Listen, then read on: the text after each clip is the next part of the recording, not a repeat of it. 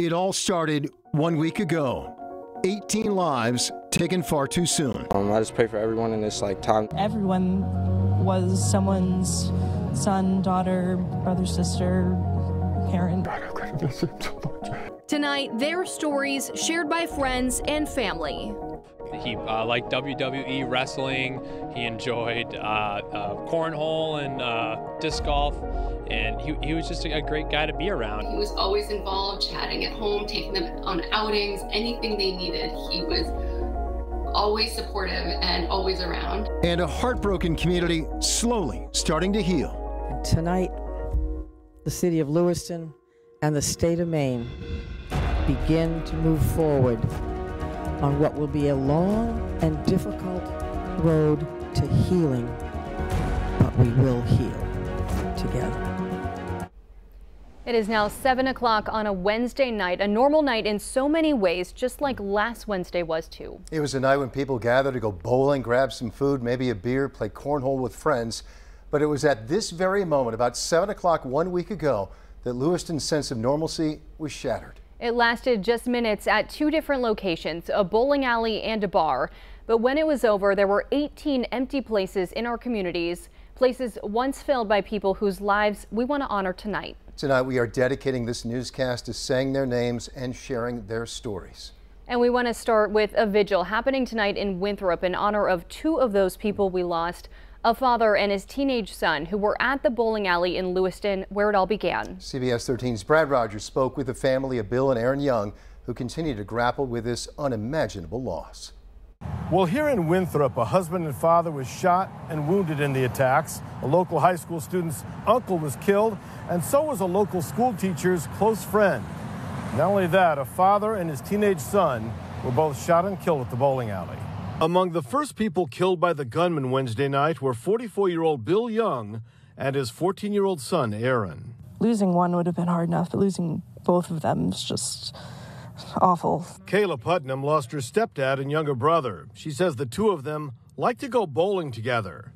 She still can't believe they're gone. I mean, I'm still having moments now every 5 minutes. I'm like, this can't be real. She says Aaron was the baby of the family. He was a freshman at Winthrop High School. He gave the best hugs. He was such a sweet kid, never talked bad about anybody or anything, and he was an honor student. This kid has been in schools since kindergarten here, so I think that the ripple effect is beyond our comprehension. As for Kayla's stepdad, she says he was the rock of the family, the one everyone would turn to in times like these. He was, anchor of the family, just a great guy. He's going to be very, very missed, and it's very hard to cope without him right now. Winthrop Superintendent Jim Hodgkin posted this. Sadly, we have learned that a freshman at the high school and his dad are among the victims that were killed. Additionally, the uncle of another high school student was also killed. This is a tremendous tragedy for our area, our town, our students, and everyone.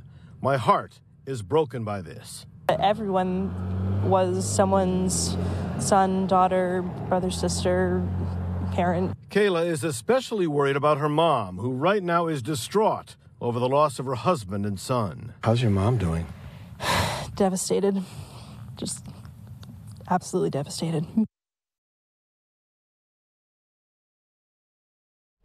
That vigil for Bill and Aaron Young wrapped up less than an hour ago. Yeah, CBS 13 did have a crew on that scene. Of course, we'll bring that to you more on that later this evening.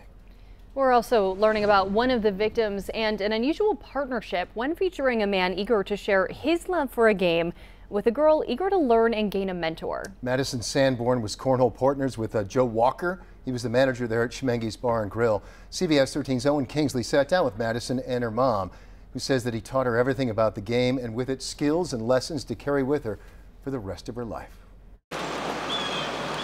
This community is still in mourning. Madison Sanborn is just one of those people who lost someone special in their lives, Joe Walker. Walker is being hailed a hero. Everyone knew I loved cornhole and played at Schmenge's, and so I had 3 people text me being like, where are you? Are you home? Are you safe?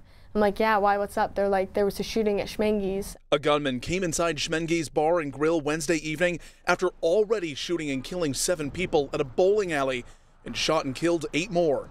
Joe Walker's dad says his son attacked the shooter with a knife, losing his life while trying to save others. And risked his life for those people because that's just who he is.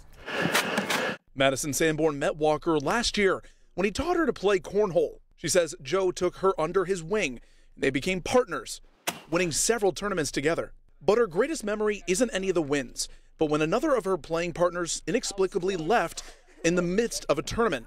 That's when Joe gave her a pep talk, then hopped in to help her finish. That moment, I ended up crying, not because I lost, because of how grateful I was for Joe and that he was there for me in that moment.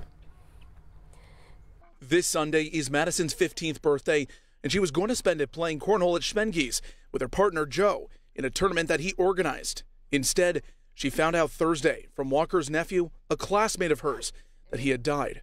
Me, my mom, my sister all just broke down. We didn't know what to say or do.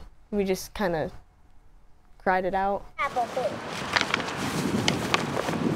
Since his passing, this cornhole community is paying tribute to Walker's sacrifice and passion for the game by signing up for his Sunday tournament, even though now it will happen only in spirit. We're going to heal and get better. Madison returns to school on Monday. I think it's important to be around people, her friends, and people that can support her.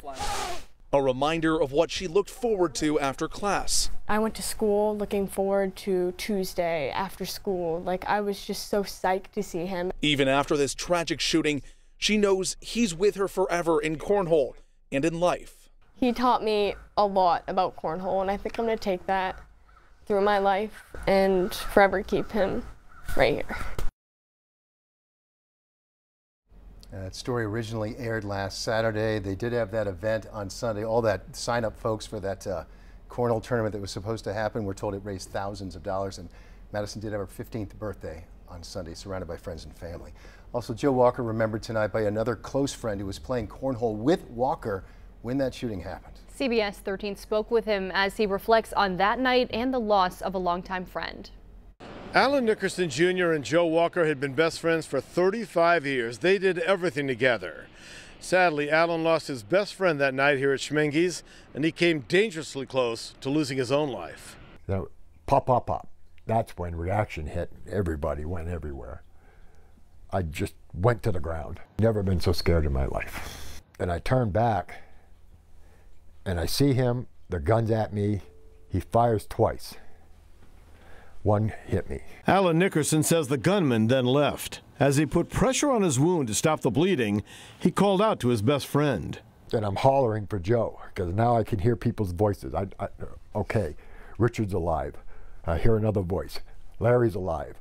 I hear another, you know. I'm trying to pinpoint people, and I yell. Joe don't answer. When I didn't hear his name yelling back at me, I knew then. Alan recalls seeing the gunman before at Schmenge's. I've seen him at Friday tournaments. I never knew his name. He needed help. He looked for help. He didn't get it. But I'm angry for what he did. He also knew several members of the deaf community there who had no warning shots were being fired. 4 died, including his friend, Bill Brackett. I feel so bad for all of them. Poor Billy, his family. I was at his wedding. He just had a baby. Alan does have some nerve damage. Right now he can't move his left thigh. Doctors are hopeful that will change, but he says there's no guarantee. As for the loss of his longtime friend, that wound will take even longer to heal. Keep an eye on us. We went skydiving together. He says their friendship brought out the best in each of them. Joe became more and more social, more and more compassionate. God, I'm going to miss him so much. So many holes in our community. Before we do head to break, tributes near and far continue to pour in for Lewiston in the aftermath of this tragedy. These are just a few of them. We'll be right back.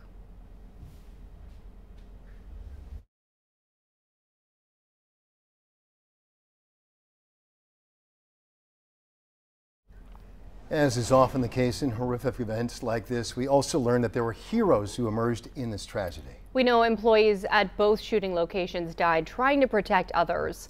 Josh DeAngelos works at the bowling alley, and he tells us that Wednesday was his only night off. But one of his close friends, Thomas Conrad, was working that night when he was shot and killed. He was the general manager who would often greet people at the door, and witnesses say that he died trying to stop the gunman. He was a great guy, just in general. But what sticks out most for me is his love of the kids.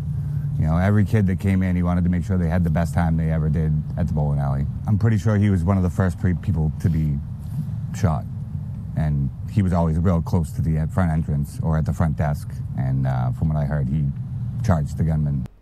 Josh DeAngelo says he also knew other people who didn't make it, who were regular bowlers who practice on Wednesday night there at the bowling alley.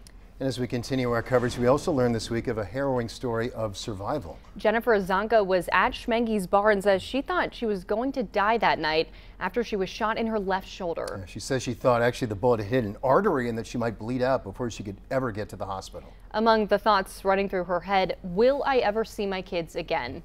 CBS 13's Brad Rogers has her story. I heard the gun, I heard the rapid fire, just that.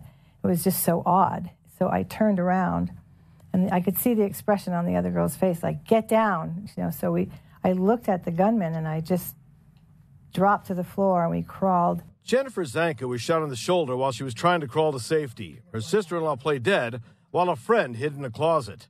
She made it out, and as a former nurse, she used her right hand to hold her left shoulder like a tourniquet and flag down help. She may be the only survivor who got a good look at the gunman's face. And then I sort of remember it was just this sort of blank, vacant. It was like vacant. I don't know how else to describe it. I'll be going along fine and talking to people, and then I have that vision of that man with a machine gun or whatever. And it's a miracle, really, that I'm still here. It didn't hit an artery. I didn't have any nerve damage. I won't really have much functioning in my bicep or my deltoid, but it's I have function in my hand. Zanka used to work with one of the surgeons who operated on her and says they did an incredible job.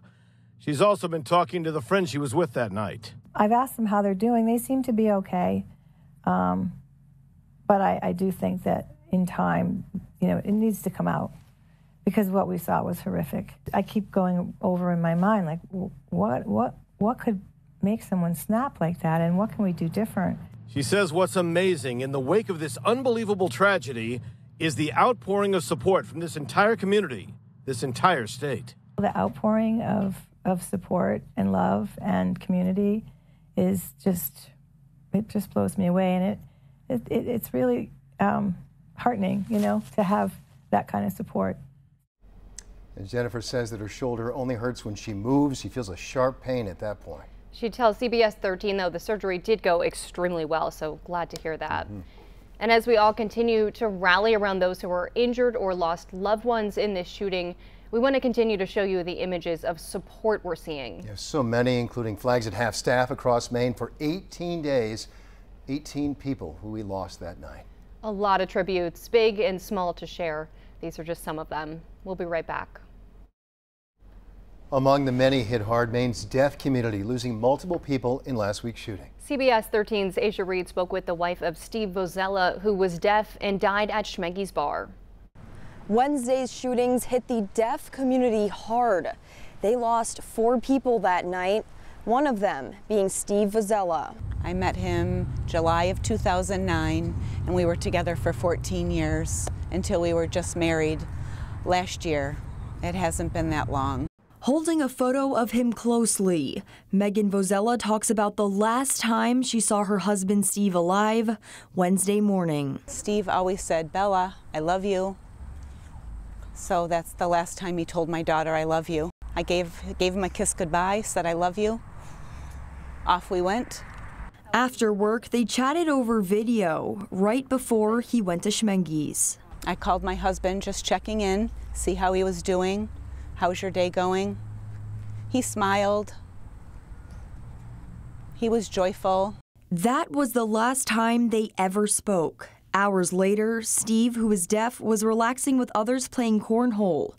Moments later, he was gone forever. And then he was killed, and it's so senseless, and I don't understand why. He's precious to me. He's always happy. He's always asking about other people, always taking care of his family. Megan Vozella says she can finally breathe now, but there's a lot of healing to do. It's too much. We're just grieving. We're in shock. I can breathe a little bit now, but we'll never forget this. The pain will continue on, and it really hurts, and it's just so painful to see gun violence. The wife of Joshua Seal, a deaf interpreter, is also sharing his story. She says Seal was taking part in a cornhole event for deaf community members at the Schmeggy's bar when he was killed. You may remember Seal during the pandemic. He was one of the main interpreters standing by the governor and also by the CDC director, Dr. Shaw, I should say. His wife says he was just a phenomenal person, one she's known since they were both children. Josh was a phenomenal father, always present for his kids. He was ambitious and involved in school events, you know, going to their sporting events. He was always involved, chatting at home, taking them on outings, anything they needed. He was always supportive and always around. He was a fantastic husband. She says she is glad the search for the suspect is over, sparing her and other loved ones years of painful court proceedings. Another member of the deaf community, Brian McFarland, was also killed at that same bar 1 week ago tonight. CBS 13 spoke to someone close to McFarland who first met him through a deaf truckers group. Vicki Ash says McFarland had his commercial driver's license and had a passion for trucking. Now, she says he had recently moved back to Maine to pursue his dream of working on a farm. Then on Wednesday, she learned of the shooting on social media, tried to reach out to her friend. She later learned he had been killed there at Schmeggy's bar. I was at the denial. Kept telling myself he passed away happy because we're back. He got his friend back. He got the job he wanted. Another person lost in last week's shooting was a Bath Iron Works employee. Yeah, the sister of Peyton Brewer Ross says he had a bright future. He was engaged to be married, and that he and his fiancee had a 2-year-old girl. CBS 13's Brad Rogers spoke with friends and family who remember him as a loving father with a larger-than-life personality. It's not a case of where he died of an illness or died in a car accident. He was taken from us. Nancy Lowell Cunningham, Peyton's older sister, says his fiancé has no idea how to tell their little girl what's happened to her dad. She's looking for Daddy. She woke up on last Thursday morning, and the first words out of her mouth is, "Daddy, where's Daddy?" She was a daddy's girl. She may never remember or have any awareness of, you know, the time she had with him. And like I said, as a father, that's just horrible to think about. Union Rep Devin Ragnar says he and Peyton were often study partners in BIW's 4-year apprenticeship program. Peyton absolutely was a kind, compassionate, caring individual.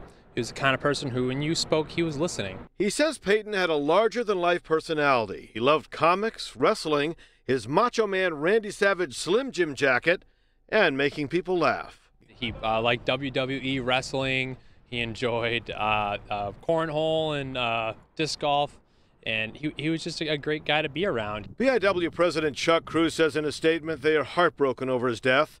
He says Peyton completed the grueling coursework and on-the-job training of BIW's rigorous apprenticeship program, graduating in 2022. He was a valuable member of our team and will be sorely missed. That's Peyton dancing with his daughter. He was just vibrant and had so much to give and had worked so hard to get where he was. Peyton's sister says the entire family is overwhelmed by the outpouring of support from around the state. We just want everybody to know that we thank you for everything they're doing for us. We feel the love and support.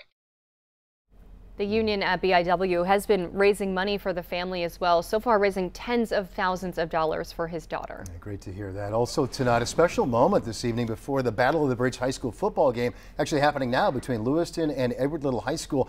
A game traditionally between arch rivals. Instead tonight, a moment of togetherness for Lewiston and Auburn. And those fans got a real treat. Iconic singer James Taylor flew in from his home in Massachusetts tonight just to sing the national anthem before the game. Have a listen.